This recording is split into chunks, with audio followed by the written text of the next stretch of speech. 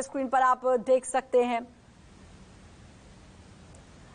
और अगली खबर का रुख करेंगे सूत्रों के हवाले से। पीएफआई पर बहुत बड़ा खुलासा, पीएफआई की विंग्स के जरिए देश विरोधी साजिश। सूत्रों के हवाले से खबर, पत्थरबाजी दंगों की ट्रेनिंग देने की साजिश।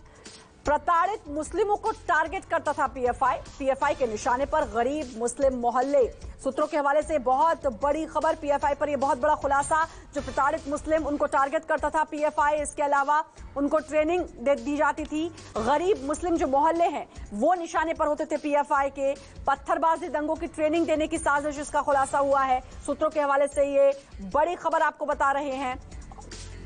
अमिताभ ओझा हमारे साथ, हमारे सहयोगी जुड़ चुके हैं। अमिताभ, ये बहुत बड़ी खबर कि पीएफआई पत्थरबाजी दंगों की ट्रेनिंग और निशाने पर प्रताड़ित मुस्लिम।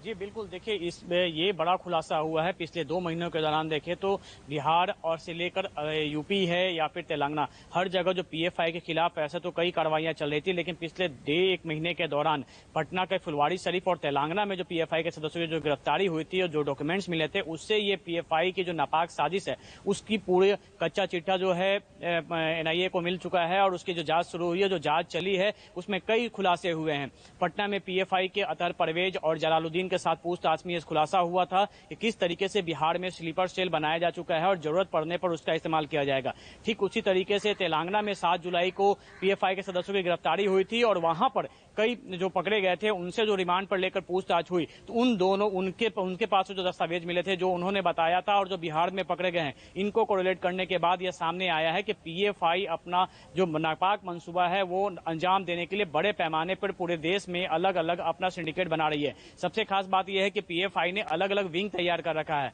पीएफआई के तहत जहां सोशल वर्क करने का दावा किया जाता है, वहीं उसके लिए स्टूडेंट्स विंग्स है, विमेंस विंग्स है, रिलीजियस विंग्स है, एडवोकेट विंग्स है, और इस तरीके से वो अलग अलग विंग के जरिए हर एक समाज में पैड बनाता है और सबसे पहले निचले तबके के लोग और खासकर मुस्लिम समाज के वैसे लोग जो पिछड़े हुए हैं, वहां की युवाओं को ट्रेनिंग देने के नाम पे बुलाता है, मार्शल आर्ट की ट्रेनिंग देने के नाम पे, कराटे की ट्रेनिंग देने के नाम पर, और फिर उनमें जिहाद की जो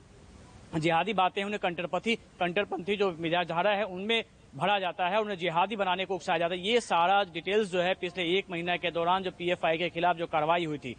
उस कार्रवाई के दौरान जो डॉक्यूमेंट्स मिले हैं उससे यह साबित होता है कि पीएफआई एक बड़ी साजिश रच रही थी कि पूरे हिंदुस्तान में किस तरीके से वो अपना एक नेटवर्क तैयार करे, उसी प्रकार का नेटवर्क जैसे इससे पहले सिमी ने किया था और उससे पहले इंडियन मुजाहिदीन ने किया था। इनका भले ही ये अलग अलग रूप में काम कर रहे थे, लेकिन इनके मंशा एक ही है कि किस तरीके से एक बड़ी जो कम्युनिटी है उसे प्रभावित किया सके, उसे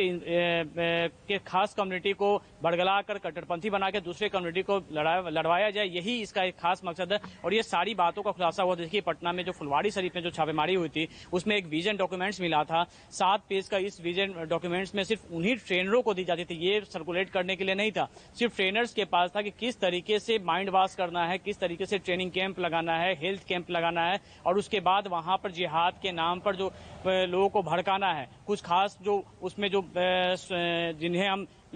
जो दस्ता जो बनता है उनका उसके स्लीपर सेल के रूप में चिन्हित करना है, इन सारी बातों की जानकारी इस पूरे इन्वेस्टिगेशन में हुई है। कल भी बिहार में अलग अलग 10 जगहों पर एनआईए ने छापेमारी की थी। ये सभी छापेमारी पीएफआई के उन लोगों के घर पे हुई थी जो पटना के केस में वांटेड थे या फिर ये वो किसी न किसी रूप से पीएफआई से जुड़े हुए थे। टेरर मॉडल एक तैयार किया जा रहा था और उसके खिलाफ एनआईए ने एक बड़ी कार्रवाई की है और ये इस कार्रवाई का लिंक तेलंगाना में जो गिरफ्तारी हुई है उससे जुड़ा हुआ यह मामला है, क्योंकि वहां से भी जो डॉक्यूमेंट्स मिले हैं, जो पूछताछ में रिमांड पर लेके जो उनसे पूछताछ हुई थी, वो उस पूछताछ में जो खुलासे हुए थे और पटना में जो पीएफआई के लोग पकड़े गए थे, चाहे अतहर परवेज हों, जलालुद्दीन हों और इसका रहमान अली हों, इनसे जो पूछताछ में खुलासा हुआ था वो सारे को एजेंसियों ने कोरिलेट किया है और इसके बाद ये निष्कर्ष निकला है कि इनका पूरा मंसूबा कितना खतरनाक था।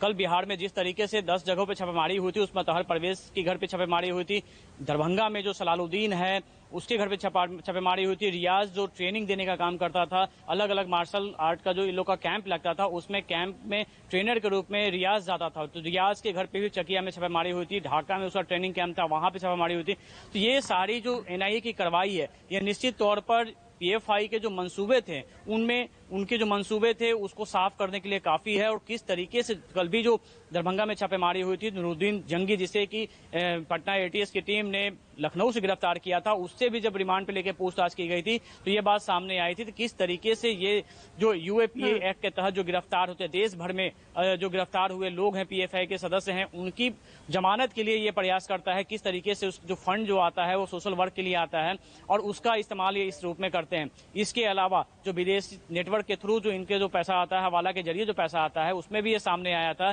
कि किस तरह से क्रिप्टो करेंसी के द्वारा इन्हें पैसा मुहैया कराया जाता है और उस पैसे का इस्तेमाल ये अपने मंसूबों को अंजाम देने में किया करते हैं। ये बात सिर्फ न सिर्फ बिहार की है, न सिर्फ यूपी की है, तेलंगाना की है, बल्कि ये अलग अलग कई राज्यों में अलग अलग विंग इनके सक्रिय हैं और इन तमाम जो विंग हैं उनकी अब कच्चा चिट्ठा एनआईए खोलने में लग गई है और उस बाबत उन्हें बड़ी सफलता भी हाथ मिली है। जिस तरीके से जो डॉक्यूमेंट्स मिले हैं, जो डिजिटल एविडेंस उनके पास आए हैं, इसके बाद ये कहा जा सकता है कि अब जल्दी ही भारत सरकार इस संगठन पर भी प्रतिबंध लगा सकती है, क्योंकि इससे पहले सिर्फ पूरे देश में अगर हम कहें तो पीएफआई को सिर्फ झारखंड में बैन किया गया था। हालांकि उसके खिलाफ भी मामला अभी अदालत में है, वो जो वहां बैन लगाया गया था। लेकिन जिस तरीके से उनके नापाक इरादे जो सामने आ रहे हैं, उसके बाद तो ये अवश्य ये जरूरी हो गया है कि किस तरीके से इसे अलग अलग राष्ट्रों में और सिमी की तरह इसे भी बैन किया जा सकता है। और इसी के लिए एनआईए की जो जांच है, उस जांच में जो खुलासे आ रहे हैं, इस बात को और पुष्टि करते हैं कि पीएफआई के इरादे नेक नहीं है। बिल्कुल, और अब ये देखना भी होगा कि जितना दिखाई दे रहा है, जितने तार कनेक्शन अभी दिखाई दे रहे हैं, क्या उससे बड़ा भी इनका अपना कोई और उद्देश्य है, मकसद है, और क्या कुछ इसके पीछे अभी छिपा हुआ है, भी देखना होगा। बहुत बहुत शुक्रिया आपका तमाम जानकारी देने के लिए। वक्त एक छोटे से ब्रेक का, बने रहिए न्यूज़ 24 के साथ। संसद के मॉनसून